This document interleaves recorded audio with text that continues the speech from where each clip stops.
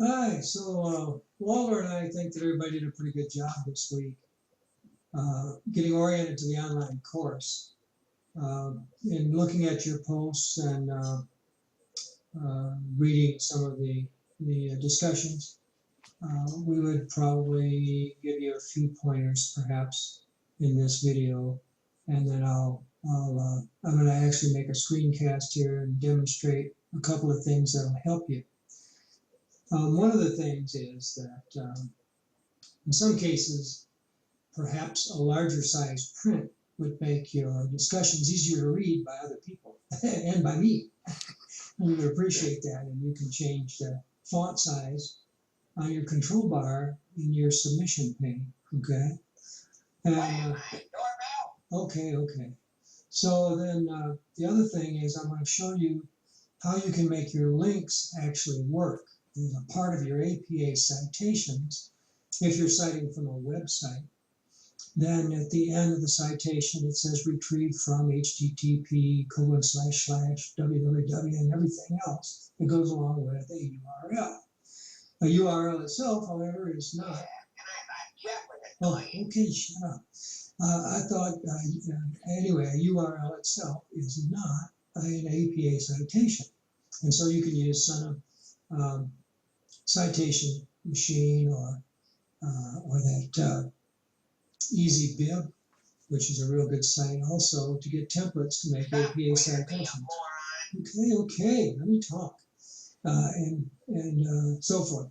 So I'll show you how to make a link that works. So if somebody else wants to look at the citation that you have, all they have to do is click on it. You just have to go and insert the link. When you do it in a Word document, it does it automatically for you usually. But when you do it in our web pages in our course, you actually have to insert the link to make it an active link. So we'll show you that.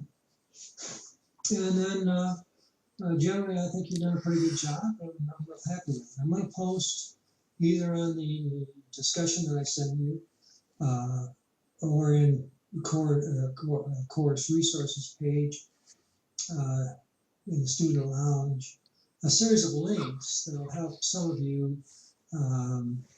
perhaps take a look at some information you might enjoy doing. For those of you in biology, there'll be a link to a cloud chamber that is associated with the radiation and isotopes. That is a part of chapter 2. And then there will be some links to YouTube videos and resources that provide you an opportunity to do some very safe laboratories at home, and especially some of those that your kids would like. I mean, it's really a pretty dramatic thing to take DNA out of strawberries, and you can do it in just a few minutes at home. All you have to do is make a buffer solution and a little isopropyl alcohol, and you can do it. And it's pretty interesting, pretty dramatic. Endothermic reactions are very simple. They are reactions where the temperature falls because heat is absorbed, and you mix a little lemon juice with baking soda and measure it before you put it together. Measure the lemon juice temperature, and then measure the temperature as it falls. If you have a thermometer that you can stick in there, and you'll see it fall a few degrees generally. So we're going to get you some resources, but thanks for a great week. I've enjoyed reading about you and your posts, and I know that some of you are a little afraid of the online environment, but you know what? Once you get used to it, you're going to like it a lot.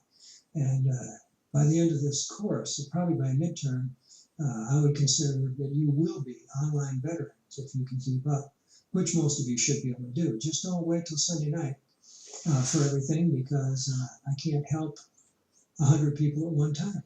But I'm always here to help you.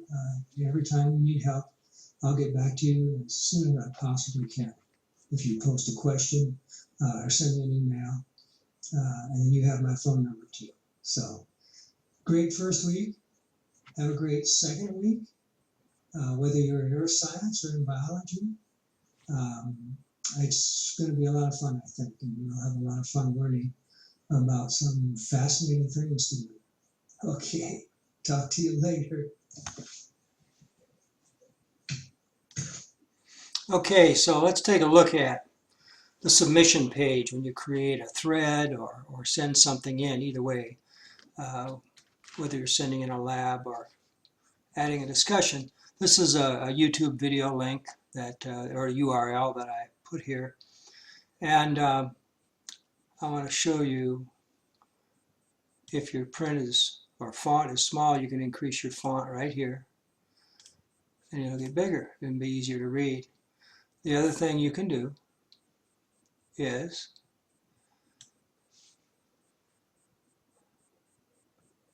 we're going to make this link active.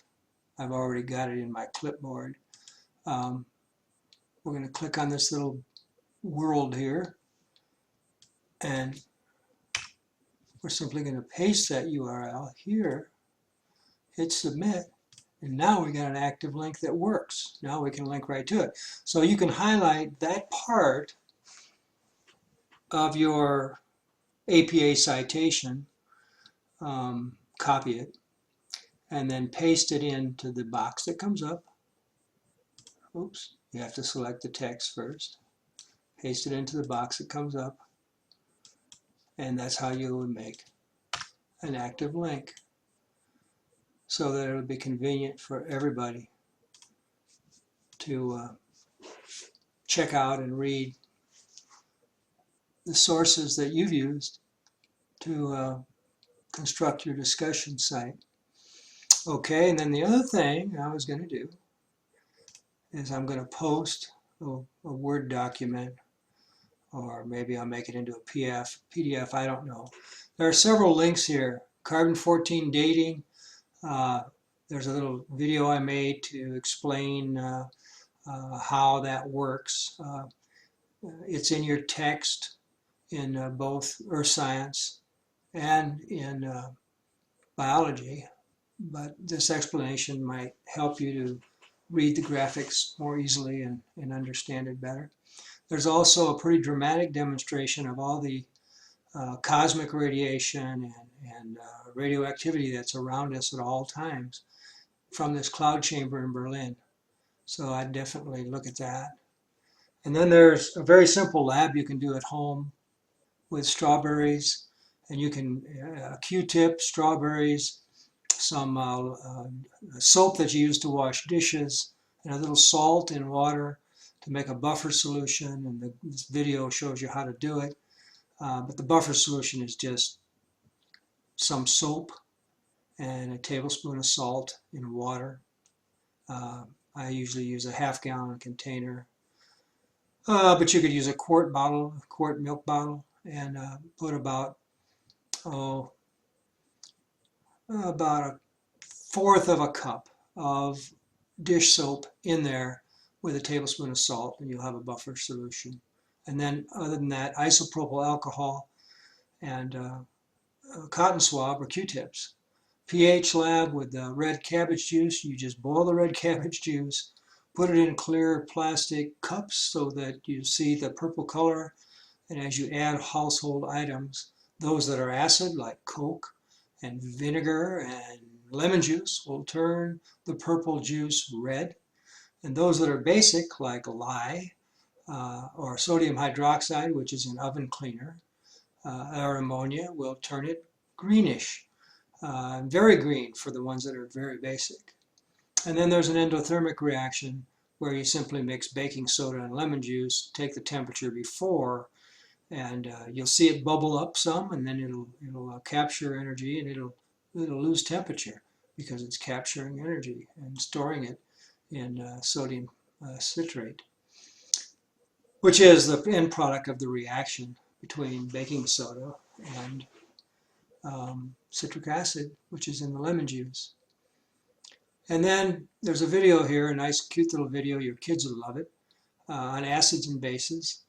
And I wanted to mention that I don't think the books do a very good job of explaining acids and bases a lot of times, because it leaves you wondering, well, what are the units? Oh, let me fix this while we're here. Huh? What are the units? The units generally of pH are moles of hydrogen ions per liter of solution. And the pH range runs from generally 0 to 14. And the pH is a negative log base 10. So if we have a pH of 5, that means it's 1 times 10 to the minus fifth moles per liter of hydrogen ions.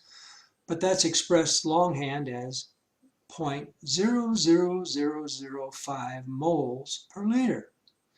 And Avogadro's number, a mole, is 6.22 times 10 to the 23rd atoms. That comes from a base of 12 grams of carbon. That's the number of atoms in 12 grams of carbon, or 1 gram of hydrogen ions, or hydrogen. So,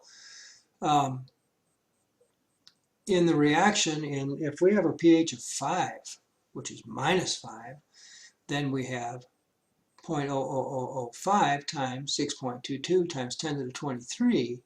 And of course, all you do, if that's 10 to the minus 5, and that's 10 to the 23, is 23 minus 5 is 18. So if the pH is 5, it's fairly acid, and we have 6.22 times 10 to the 18th ions of hydrogen per liter, which is this many hydrogen atoms in a liter. I don't know. The national debt is pretty close to this number, I think. And a pH of 14, which is basic, like sodium hydroxide or bleach, would be a good one that would turn your red cabbage juice green. It's 1 times 10 to the minus 14 times 6.22 times 10 to the 23rd is equal to 6.22 times 10 to the minus 9th, because 23 minus 14 is 9. So that's only 6,230,000,000 hydrogen ions per liter. Oh, you know, I have a friend that he must be a millionaire, because I think he's got about that much money. We'll call him a millionaire. How do you like that? Okay, so I'll post this stuff in YouTube, and I'll give you these, and I'll make a YouTube here, and I'll post this in discussion somewhere where you'll get it for next week, and you'll have some resources that you might want to use at home to supplement the courses. Thanks. See you later. Have a great week.